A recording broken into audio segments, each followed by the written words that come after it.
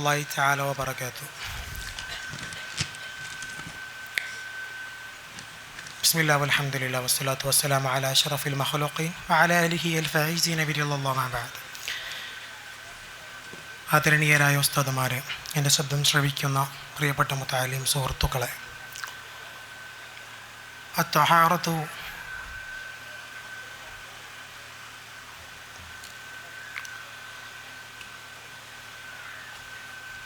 Fin നജസി, ഈ ഒരു വിഷയത്തെക്കുറിച്ച് ഒരു ഫിഖ് പഠനമാണ് ഞങ്ങളിവിടെ ഉദ്ദേശിക്കുന്നത്.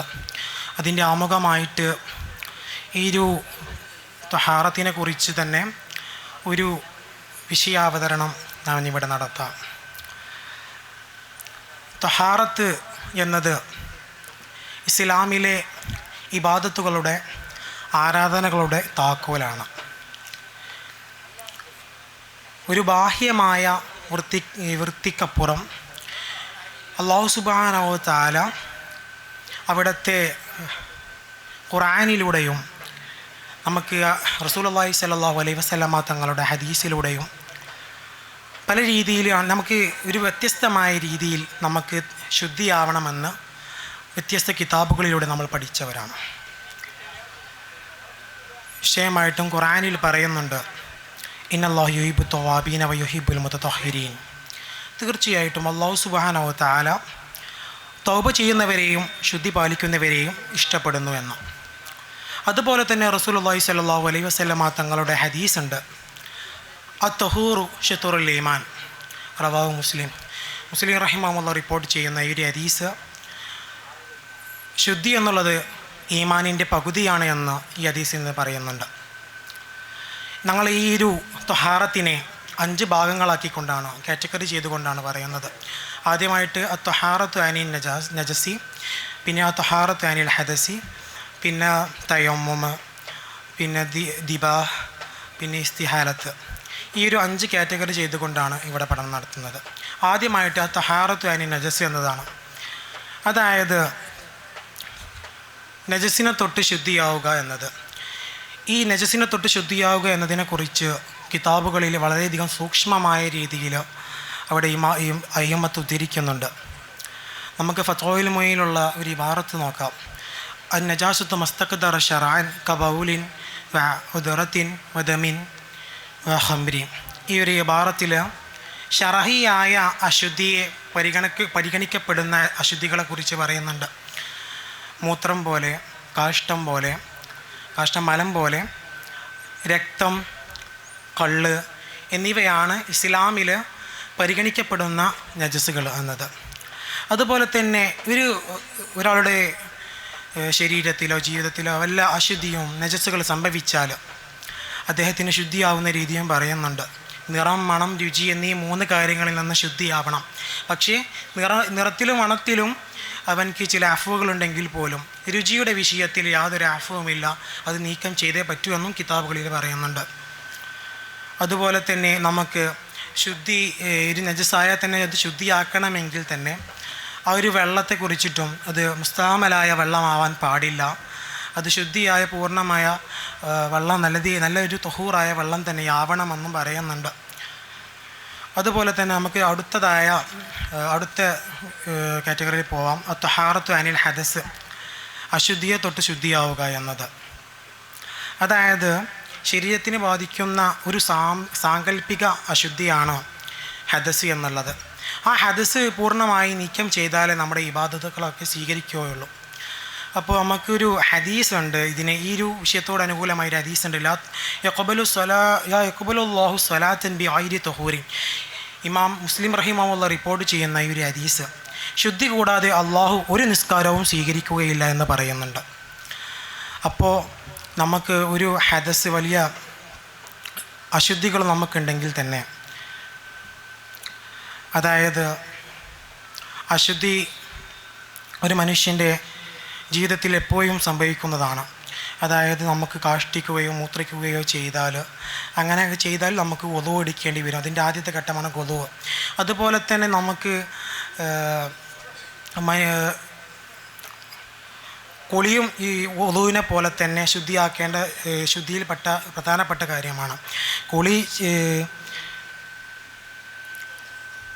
ഒരു മുഅ്മിനിനെ ജിമാവ് പോലത്തതൊക്കെ ചെയ്താൽ, അവനക്ക് കുളി ചെയ്താൽ മാത്രമേ അവനക്ക് ഇബാദത്തുകളിലേക്കൊക്കെ പ്രവേശിക്കാൻ പറ്റുകയുള്ളൂ.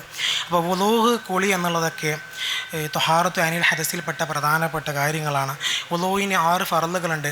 ആ 6 ഫർളുകൾ പരിഗണിച്ച് വുളൂ ചെയ്താലേ വുളൂ ശരിയാവുകയുള്ളൂ. അങ്ങനെ വുളൂ ചെയ്താലേ നമുക്ക് ഇബാദത്ത് റെഡിയാവുകയുള്ളൂ എന്ന് ഞാൻ മനസ്സിലാക്കേണ്ടതുണ്ട്. അതുപോലെ തന്നെ കുളിക്ക് നിയ്യത്ത് നാം ചെയ്യണം. പിന്നെ ശരീരം നനക്കുമ്പോൾ ശരീരത്തിൽ എല്ലാ ഭാഗത്തും വെള്ളം എത്തിക്കണം. അങ്ങനെ എത്തിക്കാതിരുന്നാൽ കുളി സ്വീകാര്യമല്ല. പിന്നെ വെള്ളം എത്തിക്കുന്ന ആ ഒരു സന്ദർഭത്തിൽ നമുക്ക് പ്രത്യേക ഓർഡർ അയച്ച് എത്തിക്കണമെന്നില്ല. നമുക്ക് ഇഷ്ടമുള്ള രീതിയിലൂടെ നമുക്ക് വെള്ളം പാരാൻ പറ്റും.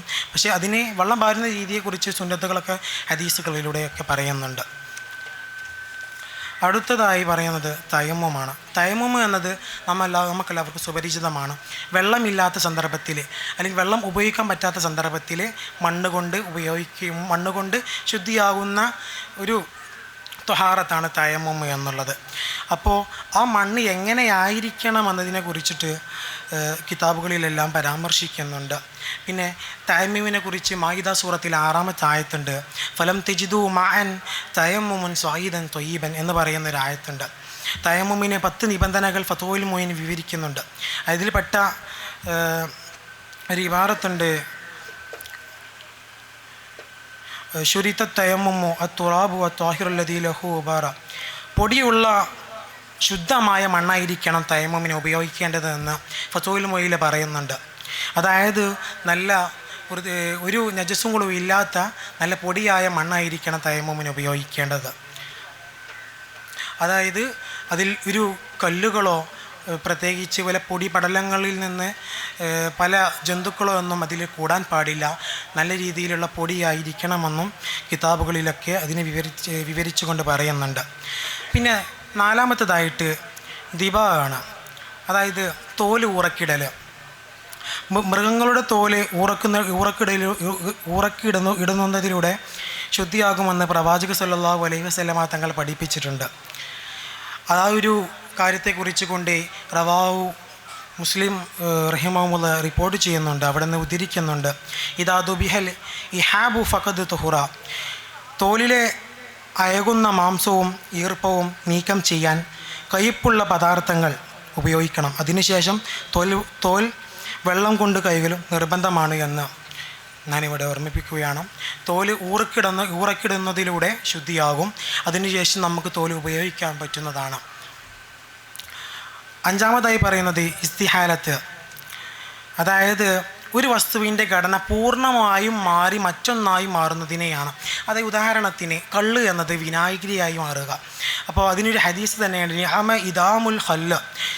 റവാഹു മുസ്ലിം റിപ്പോർട്ട് ചെയ്യുന്ന വിനാഗിരി എത്ര നല്ല കൂട്ടുകറിയാണ് എന്ന് പറയുന്ന ഒരു ഹദീസ് ഉണ്ട്.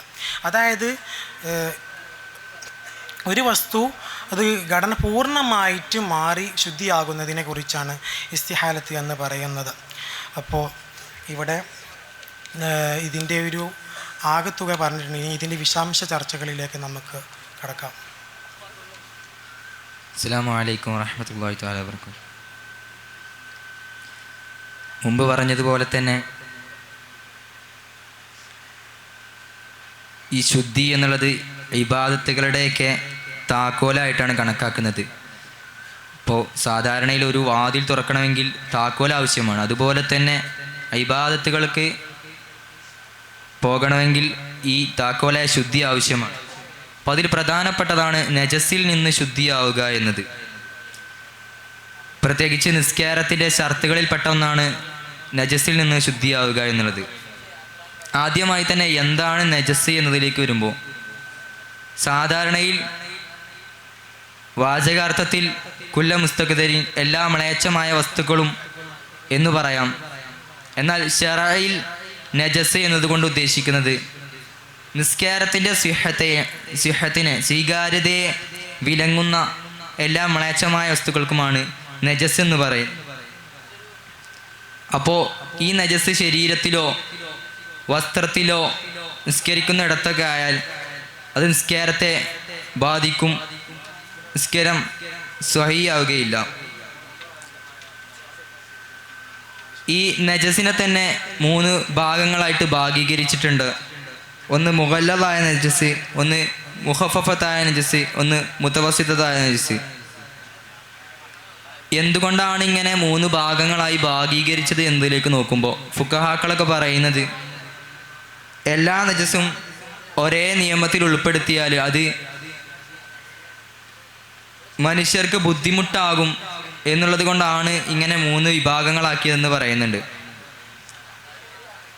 ഈ നജസിൽ നിന്ന് ശുദ്ധിയാകുന്നതിലേക്ക് നോക്കുമ്പോൾ ഈ നജസിൻ്റെ അയിനിൽ നിന്ന് നേരെ ചൊവ്വെ 3 കാര്യങ്ങളല്ലാതെ ശുദ്ധിയാവുകയില്ല. അതൊന്ന് സ്വന്തമായി സിർക്കയായി മാറിയ കള്ള്, മറ്റൊന്ന് ഊറക്കിടപ്പെട്ട ശവത്തിൻ്റെ തൊലി, മറ്റൊന്ന് ജീവിയായി മാറിയ ഒന്ന്. ഉദാഹരണത്തിന് ഒരു ശവത്തിൽ നിന്നൊരു പുഴിയുണ്ടായാൽ അത് എന്നുള്ളതാണ്. അതുപോലെ തന്നെ നമ്മൾ നേരത്തെ പറഞ്ഞതുപോലെ ഈ നജസിൻ്റെ ഭാഗങ്ങളിൽ കടക്കുമ്പോൾ ആദ്യമായി തന്നെ മുഗല്ലദായ നജസ്, അല്പം കടുപ്പമേറിയതാണ് ഇതിൻ്റെ വിഷയം. ഇതിലുൾപ്പെടുന്നത് നായ, പന്നി, അതുപോലെ തന്നെ അതിൽ നിന്ന് പിരിഞ്ഞുണ്ടായ മറ്റു കാര്യങ്ങളൊക്കെയാണ് ഇതിലുൾപ്പെടുന്നത്. അപ്പോൾ ഈ മുഗല്ലദായ നജസിനെ നീക്കം ചെയ്യണമെങ്കിൽ 7 പ്രാവശ്യം കഴുകണം. അതിൽ 6 പ്രാവശ്യം വെള്ളം കൊണ്ടും 1 പ്രാവശ്യം മണ്ണ് കലർത്തപ്പെട്ട വെള്ളം കൊണ്ടുമാണ് കഴുകേണ്ടത് എന്ന് പറയുന്നുണ്ട്.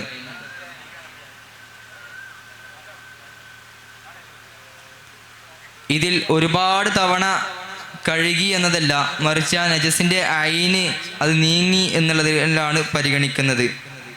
അതുപോലെ തന്നെ ഇപ്പോൾ കെട്ടി നിൽക്കണ വെള്ളമാണെങ്കിൽ കെട്ടി നിൽക്കണ വെള്ളം പോലുള്ളതിൽ 6 ചലനങ്ങൾ ഉണ്ടാക്കിയാൽ ഈ നജസ് നഷ്ടപ്പെടും. അതുപോലെ തന്നെ സാധാരണ ആദ്യമേ മണ്ണുള്ള ഒരു നിലത്ത് മുഗല്ലദായ നജസായാൽ വീണ്ടും മണ്ണ് കലർത്തപ്പെട്ട വെള്ളം കൊണ്ട് കഴുകണം എന്നതുമില്ല.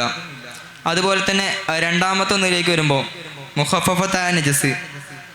ഈ മുഖഫഫത്തായ നജസ് എന്ന് പറഞ്ഞാൽ പാലല്ലാതെ ഭക്ഷണമായിട്ട് കഴിക്കാതെയുള്ള ചെറിയ 2 വയസ്സാകാത്ത കുട്ടി, ആ കുട്ടിയുടെ മൂത്രം പോലുള്ളത്, ഇത് ആ മൂത്രത്തേക്കാൾ മികച്ചതായ, അതിനേക്കാൾ വ്യാപിക്കുന്ന തരത്തിൽ വെള്ളത്തെ കുടയൽ കൊണ്ട് ആ നജസ് നീങ്ങും. അതുപോലെ തന്നെ മൂന്നാമത്തതായി പറഞ്ഞത് മുതവസ്സിത്തായ നജസ്. അത് ഈ മുഗല്ലദായ നജസിൻ്റെയും മുഖഫഫായ നജസിൻ്റെയും ഇടയിലുള്ളതാണ്.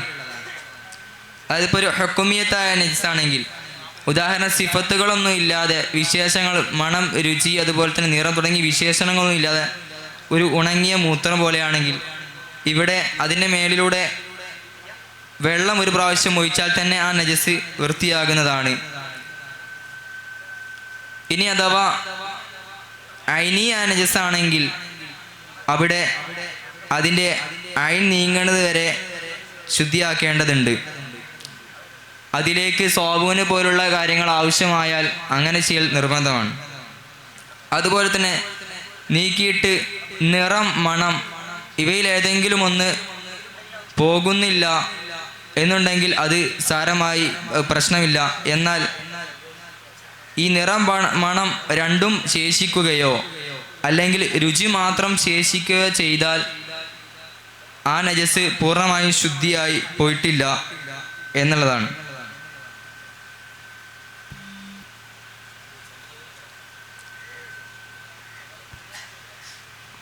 ഈ കൊതുക്, ഈച്ച പോലത്തതിൻ്റെ രക്തം ശരീരത്തിലായാൽ പ്രശ്നമാണോ? അത് നമ്മൾ ഒരുപാട് അനുഭവിക്കുന്നതാണ്. കൊതുക്, ഈച്ച പോലുള്ളതിൻ്റെ നജസ് ശരീരത്തിലാവുകയും അത് കഴുകൽ ആവശ്യമുണ്ടോ, അത് വൃത്തിയാക്കൽ ആവശ്യമുണ്ടോ എന്ന് സംശയിച്ചു പോകുന്നൊരവസ്ഥ ഉണ്ടാകാറുണ്ട്. യഥാർത്ഥത്തിൽ ഈ കൊതുക്, ഈച്ച എന്നുള്ളതിൻ്റെ അതിൻ്റെ രക്തം വളരെ കുറഞ്ഞ രക്തമാണ് എന്നുണ്ടെങ്കിൽ അത് പ്രശ്നമില്ല. എന്നാൽ ഒരുപാടുണ്ടെങ്കിൽ അത് പ്രശ്നമാണ്. അതുപോലെ തന്നെ ഈ നജസിൻ്റെ വിഷയം പറയുമ്പോൾ നമുക്ക് ഉണങ്ങിയ കാഷ്ടം തൊടുന്നത് കൊണ്ട് വല്ല പ്രശ്നമുണ്ടോ? അത് നജസാണോ? ഉണങ്ങിയ കാഷ്ടം മേലിലാവുകയോ മറ്റുള്ള സാഹചര്യത്തിൽ നമ്മുടെ ശരീരത്തിലും അതുപോലെ തന്നെ നമ്മുടെ ശരീരവും ഉണങ്ങിയതാണ്, ആ കാഷ്ടവും ഉണങ്ങിയതാണ് എന്നുണ്ടെങ്കിൽ ആ നജസ് അവിടെ വൃത്തിയാക്കേണ്ടി വരുന്നില്ല. എന്നാൽ രണ്ടും നനവുള്ളതാണെങ്കിലാണ് വൃത്തിയാക്കേണ്ടി വരുന്നത്.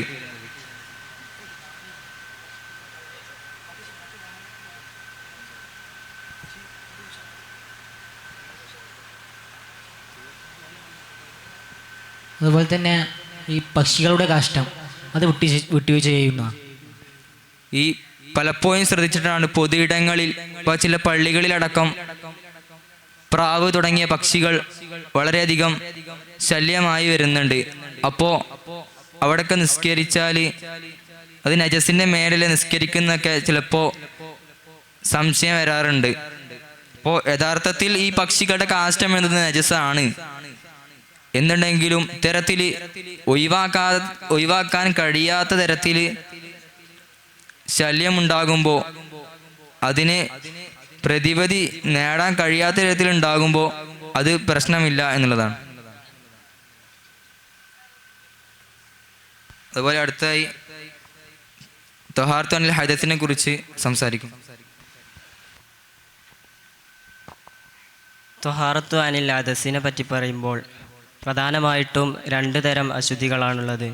ഒന്ന് വലിയ അശുദ്ധി, 2 ചെറിയ അശുദ്ധി. ഖാല റസൂലുള്ളാഹി സ്വല്ലല്ലാഹു അലൈഹി വസല്ലം ലാ തഖ്ബലു സ്വലാത്ത മൻ അഹദസ ഹത്താ യതവല്ല. അശുദ്ധിക്കാരനായ ഒരുത്തൻ്റെ നിസ്കാരം സ്വീകരിക്കപ്പെടുകയില്ല അവൻ വുളു എടുക്കുന്നത് വരെ. അപ്പോൾ ചെറിയ അശുദ്ധിയിൽ നിന്നുള്ള ശുദ്ധീകരണമാണ് വുളു എന്ന് പറയുന്നത്. വലിയ അശുദ്ധിയിൽ നിന്നുള്ള ശുദ്ധീകരണം കുളിയും. വുളുവിന് പ്രധാനമായിട്ടും 5 ഷർത്തുകളുണ്ട്.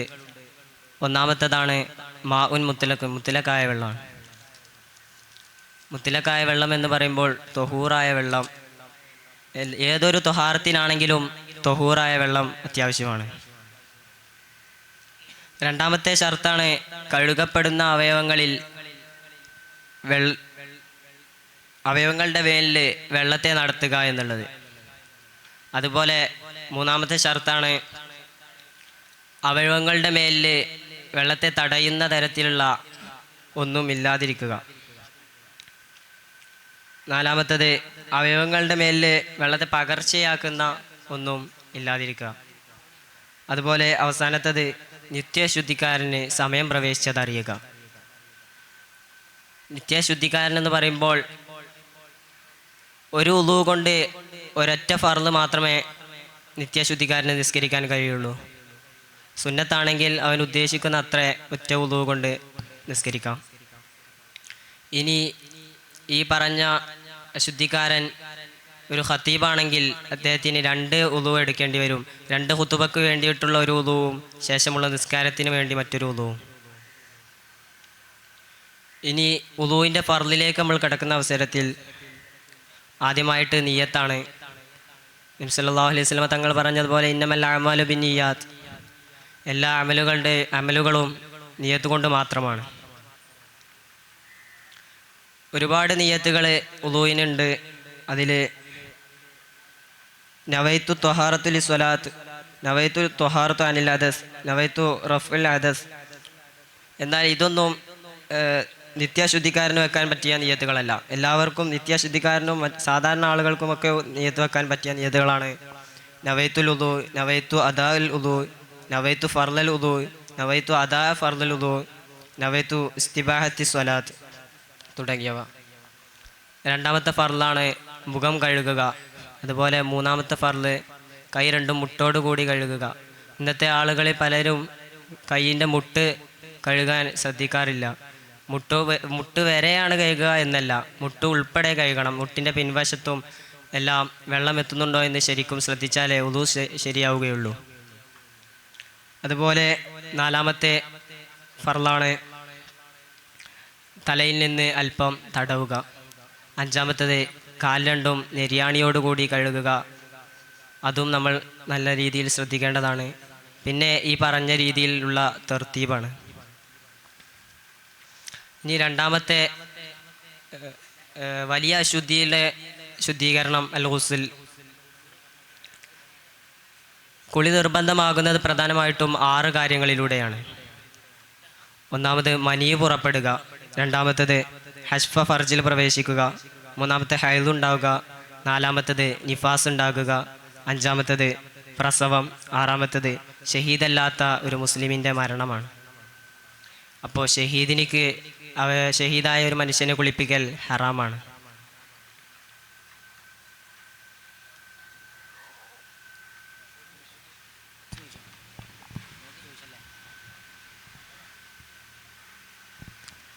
ചെറിയ അശുദ്ധി കൊണ്ട് ഹറാമാകുന്ന കാര്യങ്ങൾ എന്തൊക്കെയാണെന്ന് പറയും?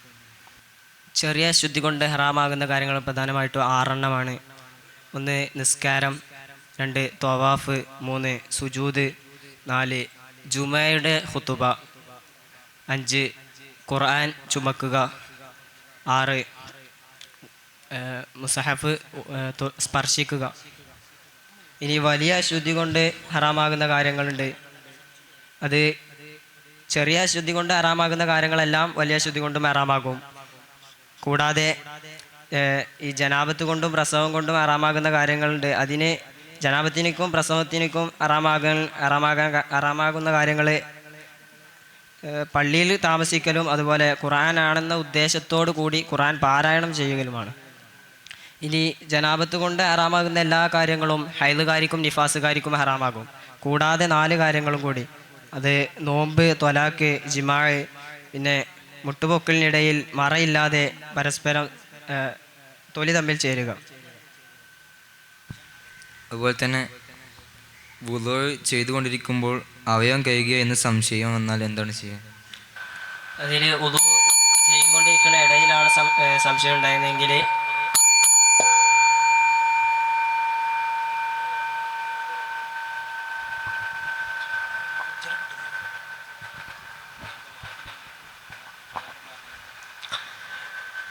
ഇതൊക്കെയാണ് ത്വഹാറത്തിൻ്റെ ഭാഗങ്ങൾ.